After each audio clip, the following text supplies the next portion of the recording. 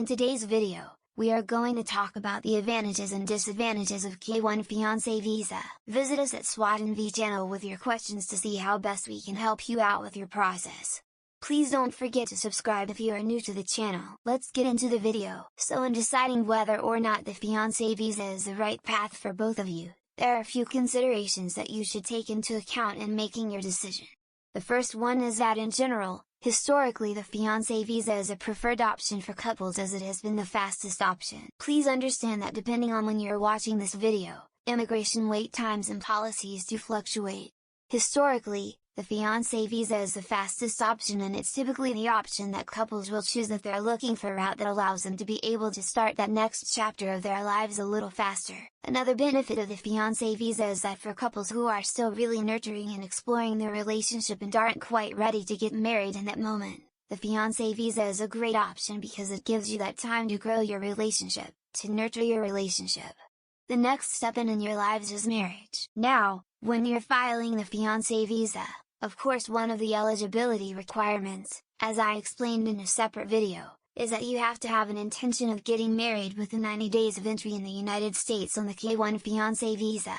So, there is a requirement that if you want to complete that process that you ultimately do have an intention of getting married. However, the nice thing about the fiancé visa is that it gives you as a couple additional time if you're not quite there, not quite ready to get married. And it's also an opportunity for the immigrant beneficiary to come to the United States and really assess the viability of living here in another country if they've never been here. So it's exciting, you know, you're in love, you're ready to get married, you get to move to another country. But those are a lot of big changes and it can be overwhelming.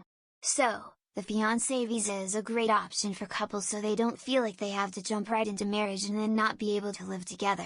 It gives you some time to really nurture your relationship and assess viability of living in another country. Something else to consider is, some couples will choose the fiancé visa option because it might be too difficult or there might be extra hoops to jump through to get married in another country. Typically that's not one of the top reasons that couples will choose the fiancé visa, but it is one of them that we have seen where they decide it will be easier to get married in the United States, or maybe there's more family members in the United States and they prefer to have the marriage in the US. So that's another benefit of the fiancé visa. The last benefit that I always like to mention to couples is that, if the immigrant beneficiary has children that are over 18 but under 21 years, and if you're not married as a couple yet, the fiancé visa is a great option to consider because once children are over the age of 18 it becomes a little more complicated for the process to be able for the immigrant beneficiary to be able to bring those children. So that's another consideration. Another benefit of the fiancé visa is that it allows individuals, immigrant beneficiaries who have children that are over or under 21 years old, to be able to come to the United States on a process called K2 visa. Note, the K2 visas for children is that the fiancé visa actually has a higher age requirement, which is a benefit compared to the spouse visa where stepchildren are children who are 18 years or under at the time of marriage. So, if you have children, the immigrant beneficiary has children in there between age 18 and 21. That's something really important to consider in terms of the fiancé visa being a beneficial path as opposed to a spouse visa. So those are the benefits of the fiancé visa, and now I'd like to kind of go over some of the aspects of the fiancé visa that maybe make couples decide not to go that route. The biggest one I think would be the amount of steps that are involved in the fiancé visa process. With other processes like adjustment of status and spouse visa, the steps are a little more consolidated. And with the fiancé visa, it's broken down. There's more applications, there's 2 interviews, and so a lot of times couples will decide not to go down that path because it is a little bit more of a complex process. Another aspect of the fiancé visa that causes couples to maybe to choose not to go down that path is that once the immigrant beneficiary arrives in the United States, he or she will oftentimes have a period of limbo where they're unable to work.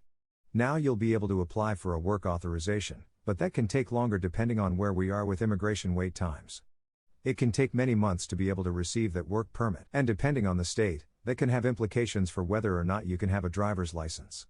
And basically, the immigrant beneficiary can sometimes be in a period of limbo for some individuals. They are able to plan for that and they know it's more important to be together. And so, it's just something to really balance, and the benefits and the disadvantages.